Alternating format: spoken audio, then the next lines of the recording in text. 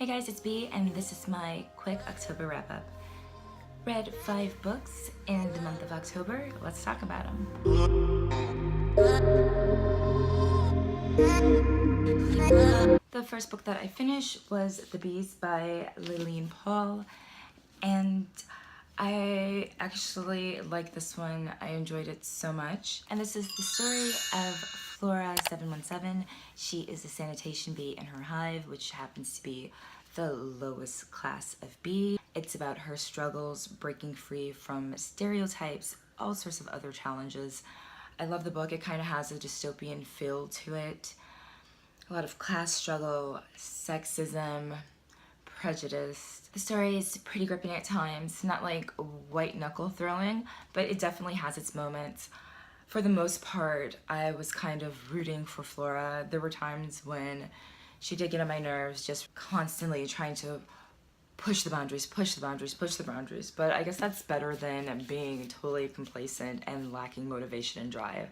It was kind of creepy because there were so many hints of the different issues that we're facing in today's society, but told from the perspective of an insect.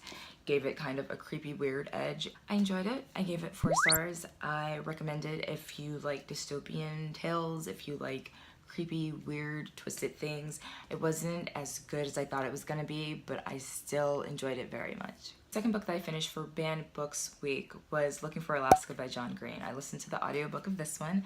It is a YA story of Miles, a young high school kid that is sent away to boarding school, his struggles that he has with a group of friends that he makes, as well as with other students at the boarding school. And it's just basically the tale of how their lives interconnect and all affect each other. I don't even get how this is a banned book. I guess because it's YA, there's themes of sex and drinking, things like that, but there's nothing shocking. When was this written? It was written in 2006. Like, there was nothing shocking or mind-blowing or, oh my gosh, I can't believe these children are doing these things. Like, I get it if it was written in like the 50s or the 60s, but I don't know. So I don't know if I'm chalking this up to YA and I don't get along, but it was alright. I gave it 3 stars. I was happy to be able to knock another banned book off of my list of to be read. So it's rated very highly. A lot of people thoroughly enjoy it. I thought that it was alright. It wasn't horrible, but it was just okay to me. Next, since it was the month of October, I had grand plans of reading a bunch of creepy books, scary books. Had a lot of anxiety and stress last month. It was super hard to focus on reading, so I mostly listened to audiobooks. I actually started a series that I have had the ebook of since 2013 and finally just decided to add on the audible narration, so I listened to that. It's The Hangman's Daughter, book number 1 of the Hangman's Tales by Oliver Posh? I'm not sure how to pronounce his last name. It's about Jakob Kwiesel, who happens to be a hangman from a long lineage of hangmen. Follows the story of his family, the village that he lives in. It's categorized as a thriller.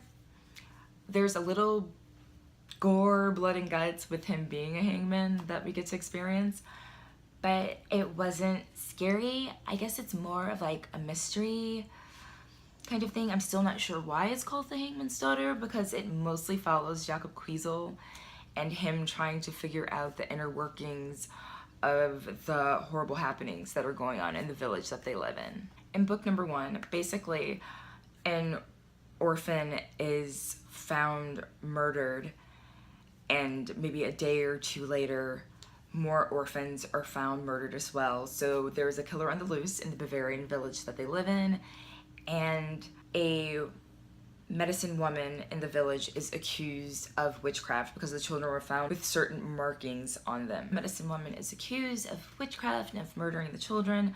Jakob Kwiesel believes in her innocence and goes on the hunt to find out who the actual killer is and what is going on in their town. In his quest to figure out the truth, it incorporates his daughter, the son of the town doctor, who happens to have a secret relationship with Jakob's daughter. They're looked down upon as the lowest class of people that live in the village.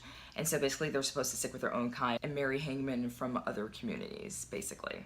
And so there is a secret love affair that's going on with those two, so that's a side story. And they all come together to find out who's really behind the murder of all of the children. It was pretty interesting. I liked it. I gave it 3 stars. It was a good distraction for a rather challenging month for me. And I was glad to get it knocked off of my to be read because, like I said, I've had it on my iPad since like 2013. It wasn't bad. It was enough to keep me interested, to keep me listening to it and wanting to continue with the next book, which I did. Then I listened to The Dark Monk, which is book number 2 in the Hangman's Daughter. And in this story, there's a monk that mysteriously is murdered. And in trying to uncover why exactly this monk was murdered, a lost treasure is found that was hidden during the Crusades.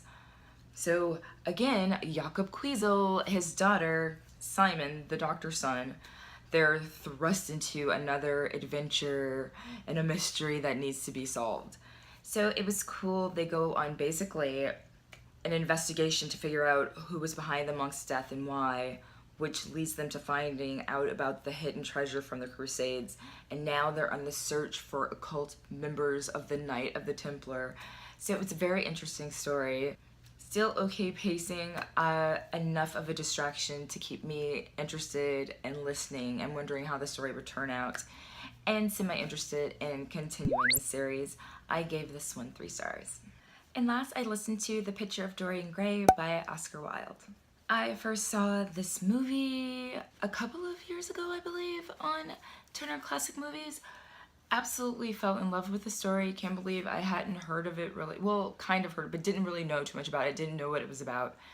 Absolutely loved it. One of my favorite old school movies.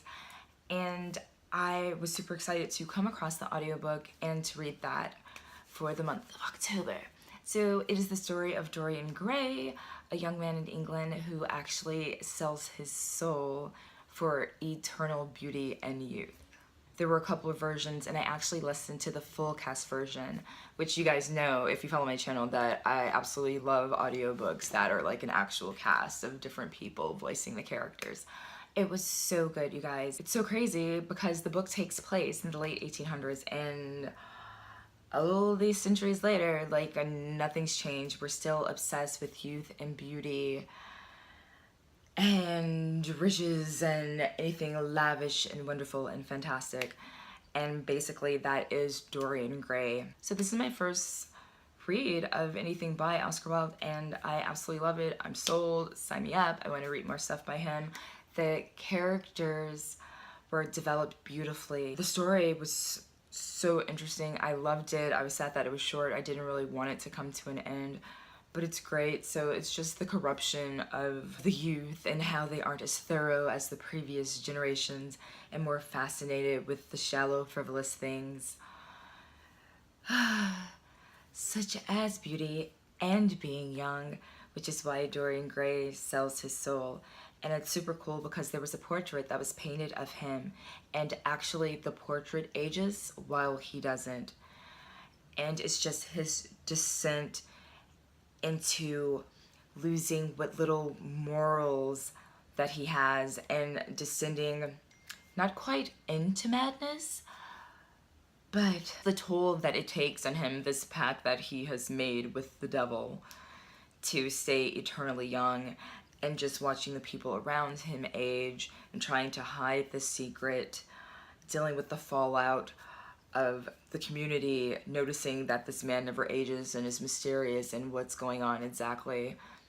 It's great. It seemed to me that the beginning half of the story was way more developed than the latter part. I wish would have gone on into greater detail of what exactly unfolded in the later years. All in all, I highly recommend it.